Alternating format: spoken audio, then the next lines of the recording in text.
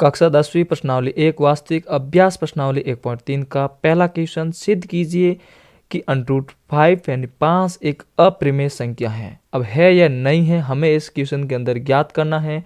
तो हम इस क्वेश्चन को करते हैं पूर्ण विधि के साथ शुरू, हल करते हैं। तो हम सबसे पहले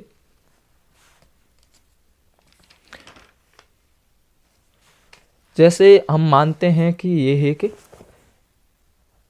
√5 यानी 5 अपरिमेय लिखा हुआ है, हम मान लेते हैं कि ये परिमेय है, हमने ये माना है। तो ये एक परिमेय संख्या है, हमने ये माना है, ठीक है। और अब हम इसको कैसे लिखते हैं, किस प्रकार से लिखते हैं, वो भी आपको मैं बताता हूँ। जैसे आप इनको a/b के रूप में लिखते हैं, ये इसके अंदर कोई संख्या ना हो तो, यानी अब हम यहाँ लिखेंगे कि जहाँ a और b सअभाज्य संख्या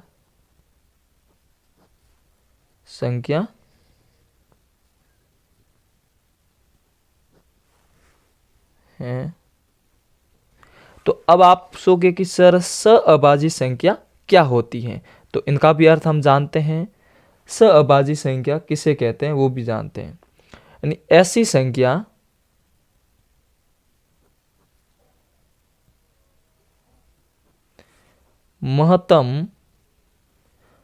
महत्तम समर्पक जो होता है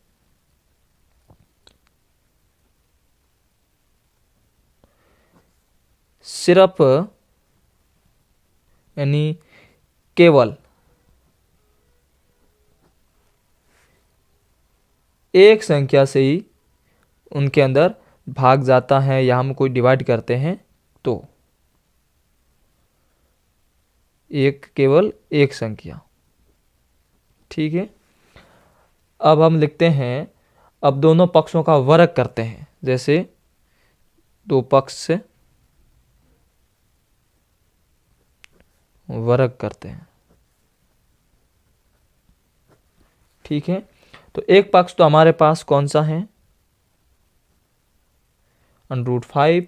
एक पक्ष नहीं है तो हम a/b लिखते हैं। तो अब इनको हम कोष्टक के अंदर स्क्वायर लगा देंगे और इनको भी कोष्टक के अंदर लगाएंगे और इसकी स्क्वायर कर देते हैं। अब हम क्या करते हैं, इनको हम ये भी लिखते हैं खोल के a²/b², ठीक है। और अब जैसे हमने लिखा है यहाँ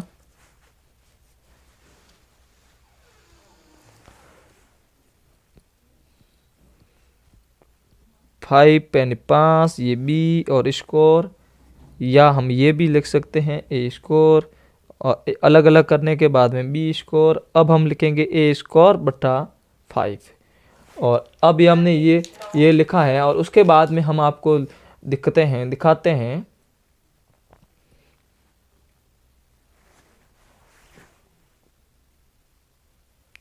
तो अब हम लिखते हैं a² का एक गुणनखंड,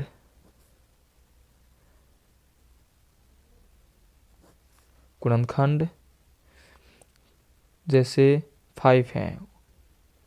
अब हम लिखते हैं जैसे a का गुणनखंड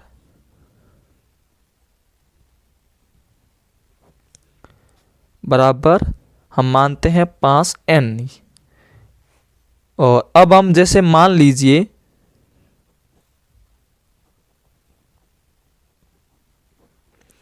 कि a बराबर 5n जहां कोई पूर्णांक हो या पूर्णांक संख्या, ठीक है, हम मानते हैं इनको।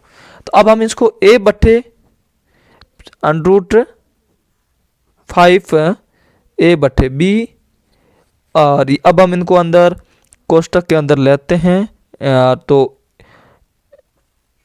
स्कोर 5 बराबर 5n/b। अगर इसको हम कोष्टक के अंदर लेके इसके भी ऊपर स्क्वायर कर दे तो दोनों पक्षों का क्या होगा, तो दोनों पक्षों का वर्ग होगा। जैसे 5 बराबर, अब हम इनको काटते हैं ना, जैसे स्क्वायर से कट गया तो हो गए बराबर 25 n स्क्वायर बट्टे और b स्क्वायर बराबर 5b स्क्वायर बराबर 25 n स्क्वायर, हम ये भी लिखते हैं, और बराबर b स्क्वायर।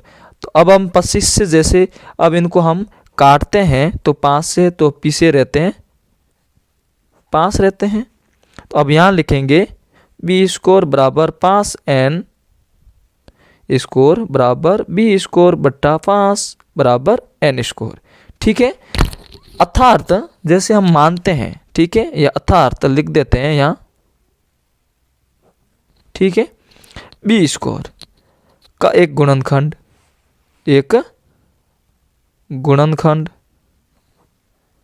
5 है। ठीक है, और b का गुणनखंड